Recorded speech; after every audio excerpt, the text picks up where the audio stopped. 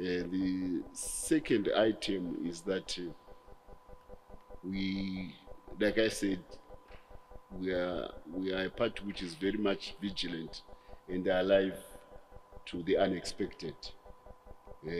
Pressure has been building up in South Africa for some time. It's historical pressure. A lot of it stems from the basic law of the uneven development of societies. Human beings, human society over the last 5,000, 6,000 years of modern civilization, we make uneven progress. Some countries, some societies, they streak ahead of others and others remain behind. And that's why, Africa was at one time the cradle of civilization, right in Egypt, and when Europe was still very much behind. Then, of course, the wheel turns in different ways. And by the 19th century, 18th, 19th century, the Renaissance comes to Europe. Europe becomes the center of the world industrial revolution. And it makes more advances in science, in manufacturing, in almost every aspect of human endeavor, in global trade, especially after the Portuguese and the Iberian Peninsula. Spain went to America, and Vasco da Gama went to the Indian Ocean. So Europe went ahead, and one unexpected and very unfortunate turn of that was Europe became very imperial. It used the advantage of capital advances to become empire builders in very ruthless manner against other continents which did not have the weapons which they advanced to, especially the gun, in particular the Maxim gun, the machine gun from the 19th century. Hiram Maxim invented the modern machine gun. It could fire bullets at the rate of 12 infantry people from one gunner, and that gun would play havoc. Even the loss of our armies in the 19th century is because of the Maxim gun. Rhodes used it to devastating effect against first against Gouveia, who was from the Zambezi Valley, Goanese Portuguese, who was mostly involved in trading and selling guns and making African chiefs have modern weapons. He was defeated in 1892, and later, of course, Lobengula would be defeated. Then the Shona in two wars, the Ndebeles were defeated in 2 wars, and then the Shonas were defeated in 1896 and 97 because of this gun, the Maxim gun, and dynamite. Dynamite was invented, and we couldn't ride behind caves. They were dynamited by the pioneer column. So this period where Europe becomes the slave trader, empire builder, I was citing our own case, but the Atlantic slave trade is a crime against humanity, and we are very happy that the United Nations has so recognized it as a crime against humanity in a resolution this year. So this uneven development of societies was accentuated by unfair allocation of capital in Southern Africa, where South Africa and Rhodesia, white South Africa and Rhodesia, because they were white and capital was coming from Europe. At that time, Europe was the major center of capital. That's what I was building up to when I told you about the uneven development of societies.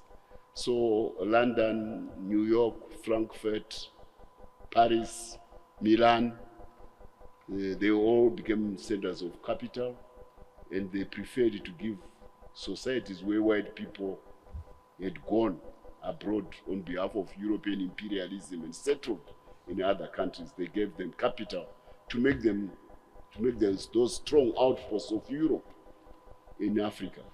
And South Africa and Rhodesia got an unfair share of capital vis-a-vis all other African countries. That's why our infrastructure in Southern Africa was at a higher level. Capital is the drive of modern development. If you don't have capital, forget about trying to make it. capital makes a difference. So Africa was denied capital, Southern Africa was given capital.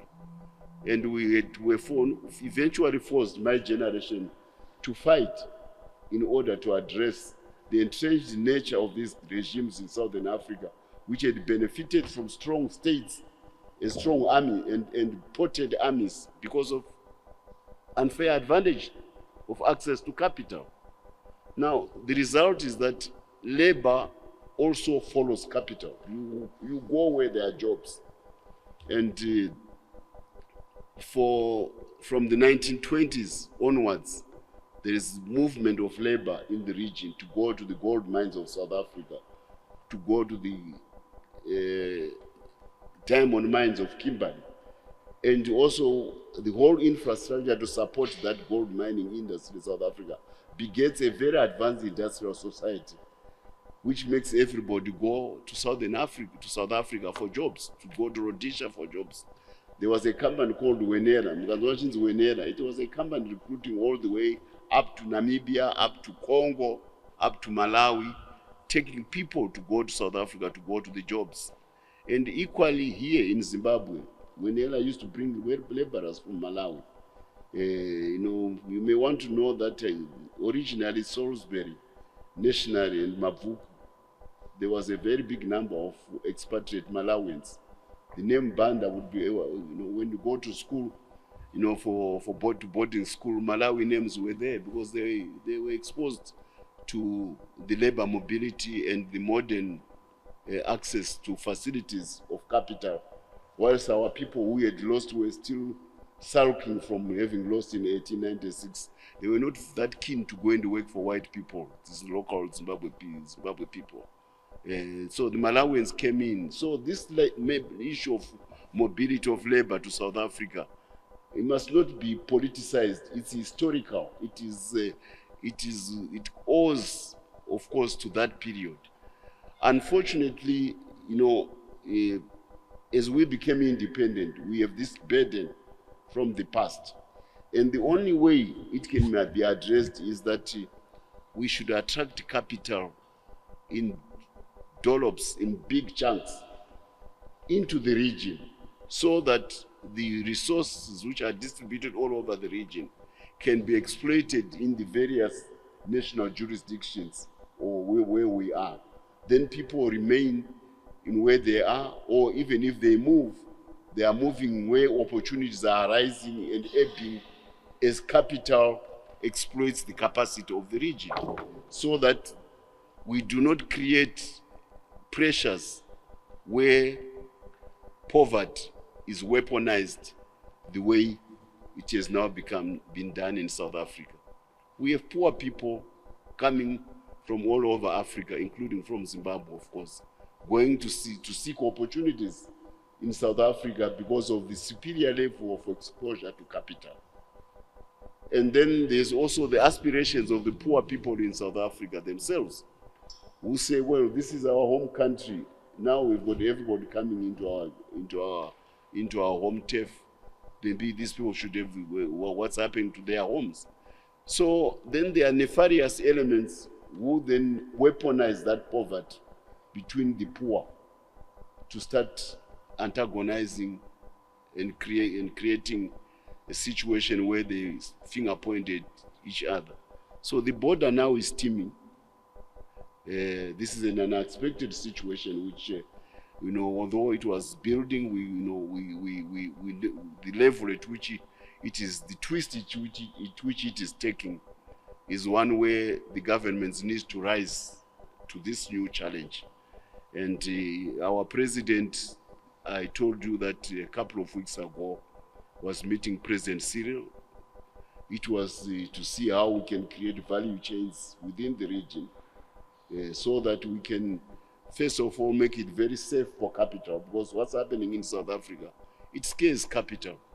How do you have your industries when workers whom you have trusted are suddenly said they cannot be in South Africa? You can see the dislocation even from the point of the companies which are in South Africa. But then the companies cannot do much because there is this pressure which is coming from the grassroots level of weaponized poverty, where poverty is now weaponized to make poor fight against poor. This is a challenge which we have to face, and we are very happy as a party that, no, we are relieved as a party that we have a common history, particularly from the 1960s and 70s when we as a region fought together. We think this is a challenge which the National Liberation Movement must rise up to, the way it rose against settler and white domination. And a couple of weeks ago, the president was consulting with one of the young men from South Africa who has got very good connections with the traditional rulers in Zululand and in Xhosa, the Amapondo, the Xhosas and the Zulus. This is where, there's a lot of groundswell about weaponized poverty being used against each other, to see whether, the traditional leadership in those regions can come in to help us now deal with this situation which is unfolding on the ground. Because Africa, we are one. Yeah, we have always been, we have faced our challenges as one, particularly as national liberation movements. So we are bringing in that element where it's not only at government to government level, like I'm talking about, but also at culture, at historical level. And the president has received some correspondence from these kingdoms. The king of Zululand, the king of the Amapondos is also involved. The Xhosa paramount king Damasi is also involved. They would want to see what could be done at a sub-regional level to find ways where we address this very difficult and emotive issue about shrinking opportunities where capital is not made inroads into the region as fast as the labor market has done. Labor has moved ahead of capital. Capital is the one which gives opportunities, but labor is now ahead of capital. And the competition for limited opportunities, for limited jobs, is now causing so much friction, which makes the idea of African solidarity look, at least in terms of the news, look like it is a misnomer.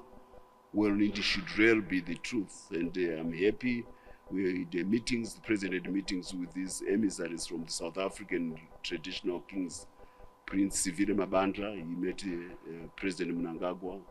And the correspondence is now going on between Zimbabwe. They are looking at our president because of his institutional memory and the respect which he has gathered on the sub-regional diplomatic landscape, but also the